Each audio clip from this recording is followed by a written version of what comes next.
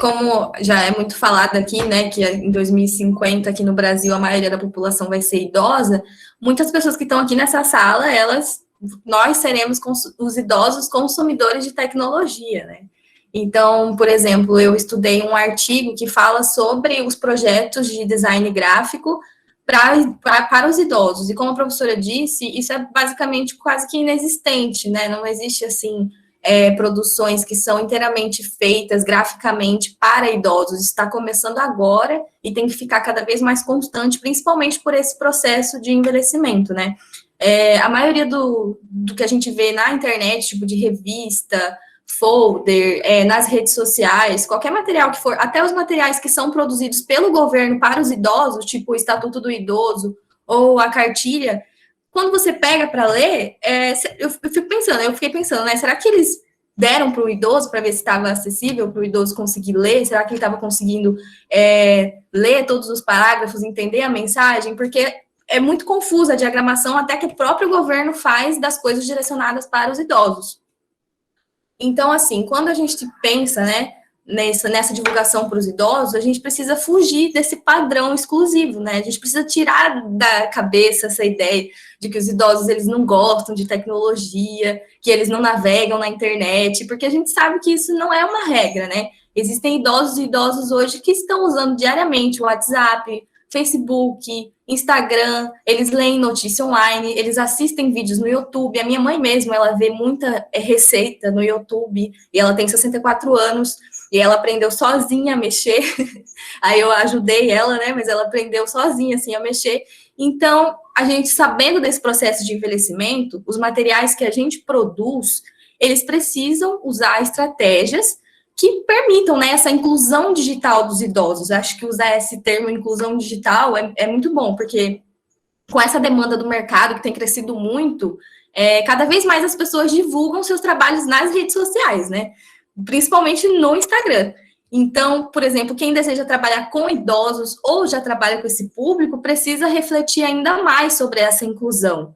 Se produz um conteúdo que seja acessível a eles, se eles então estão entendendo e tipo entendam um conteúdo, sei lá, como áudio, foto, vídeo, legenda, texto, a imagem que você está diagramando, sei lá no Canva ou em qualquer outro programa ou aplicativo. Será que o idoso está se sentindo incluído naquilo que você está fazendo? Ou será que você só está servindo a lógica do mercado de produzir só para jovens? Porque é isso que existe hoje nas redes sociais. A maioria das produções são feitas para jovens. Então, a gente tem que fugir dessa lógica exclusiva, né? Muitos idosos, eles reclamam, nesse um artigo que eu vi, eu posso mandar para a professora deixar para vocês lá no AVA depois, muitos idosos, eles reclamam que eles têm dificuldade de entender, principalmente na hora da leitura, quando eles navegam na internet, porque eles não conseguem ler. E existem muitas coisas que influenciam nesse processo da gente não conseguir ler, entendeu? Então, a gente precisa pensar se a fonte que a gente escolheu, ela está adequada. A fonte é o quê? São as letras. Então, será que o tipo de letra que a gente escolheu para colocar naquela imagem, ela está legível? A gente consegue entender, quando a gente lê a frase, a gente consegue entender logo de cara as cores que a gente está usando. Será que essas cores, elas ajudam ou elas atrapalham na hora da leitura, né? As letras, elas estão num tamanho adequado para o idoso ler, pensando especificamente no idoso. O áudio do meu vídeo, ele tá num volume adequado? Será que um idoso, se ele vê aquele vídeo, ele vai conseguir, ao mesmo tempo que ele assiste, ele vai conseguir entender o que eu tô falando? Estou falando muito rápido, estou sendo compreensível? Então, assim, é muito novo para a gente, né? Para mim, para a Raquel, para a Líria, tá trabalhando com o público idoso. A gente não trabalhava com o público idoso, a gente teve um choque quando a gente entrou na UNAP e a gente foi conversar com eles. Então, assim, é isso, gente. A gente tem que pensar muitas coisas na hora de produzir, porque as pessoas caem, às vezes, num senso comum, por exemplo, de que as cores, elas precisam ser em tons calmos, né? Muita gente usa aqueles tons pastéis, assim, rosa, amarelinho. Então, por exemplo, tem pesquisas que falam que os idosos têm dificuldade de distinguir amarelos. Então, tem que usar um amarelo forte, tem que usar uma cor que contrasta. Eu li o comentário aqui da Elisa, eu vou ler para vocês também em voz alta. Nesse período pandêmico, tive que adaptar o trabalho e acompanho 12 grupos de idosos e realizo atividades pelo Google Meet. impressionante que eles são super comprometidos e nunca desligam as câmeras, super participantes.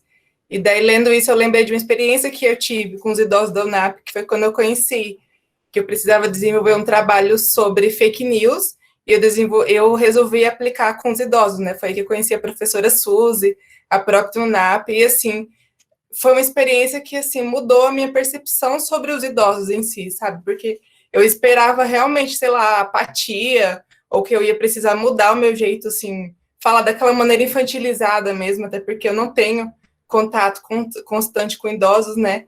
E foi, assim, uma experiência incrível, porque eles participaram, eles trouxeram exemplos, eles sabiam de fake news, eles contaram no que eles recebiam no grupo do Zap, sabe? Foi uma experiência incrível e, assim, foi muito gratificante realmente perceber que eles tinham interesse e que o meu trabalho ali poderia ajudar de alguma forma, sabe?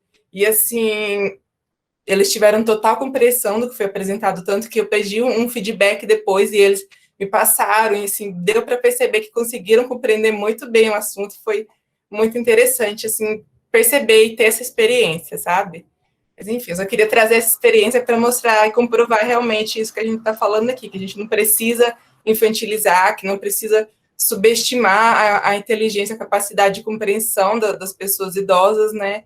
E que, assim, é só a gente realmente ficar ligado nessas formas de adaptação mesmo, sabe? Assim, da maneira respeitosa também. Acho que 3 coisas que a Alice falou aí, que a gente poderia colocar como, como um caminho, assim, para pensar na publicação. A questão da cor, né, as cores, que cores que eu vou usar nessa publicação, e aí até as meninas podem falar por que a gente usa, por exemplo, o roxo e o amarelo, né, nas nossas publicações a gente escolheu essas cores. A questão da letra que eu vou usar para ser mais acessível, né, e assim, a quantidade de texto também, então talvez às vezes seja melhor fazer mais publicações do que uma publicação com todo o texto ali junto, espremidinho, pequenininho e confuso, às vezes você usando frases assim, você consegue ser mais direto, né, e acessar melhor.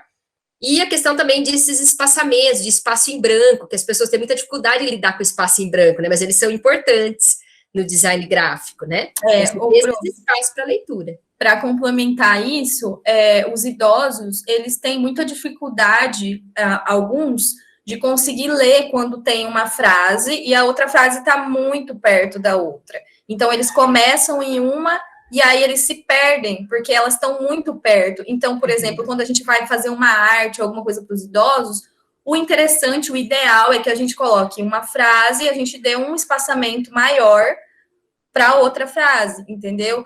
Até entre as letras também existe uma coisa no design gráfico que chama tracking. Esse tracking é o espaçamento de uma letra e outra letra. Então, até aumentar o espaçamento de uma letra para outra também já ajuda, porque eles confundem na hora de ler.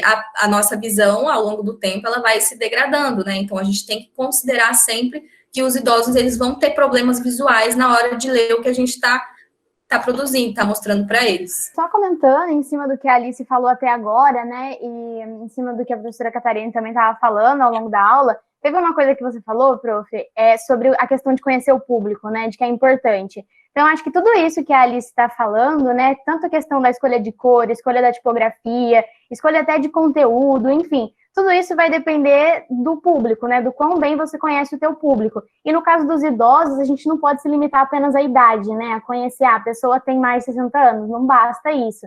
É necessário conhecer tudo que envolve, né, a pessoa idosa. Então, no artigo que a Alice está falando, que fala sobre isso das cores, tem uma parte que está falando sobre isso, sobre questões biológicas ali, questões biológicas, não, questões fisiológicas do idoso, né? Questões que com o tempo a pessoa vai ali perdendo a capacidade, vai perdendo ali a visão, né? A visão vai se deteriorando, a questão da audição também vai se deteriorando, questão cognitiva, enfim, aí por isso às vezes tem mais dificuldade para lidar com a tecnologia. Então todas as questões fisiológicas são necessárias levar em consideração quando a gente trabalha com o idoso, sabe? Principalmente nas redes sociais. E, enfim, eu acho que assim, entendendo isso, entendendo o idoso, entendendo esse público de forma completa, né, não entendendo só a idade que ele tem, faz com que a gente consiga trabalhar essas estratégias e fazer essa divulgação melhor, de forma mais acessível, né, para ele. E vamos incluir os idosos naquilo que a gente produz, né?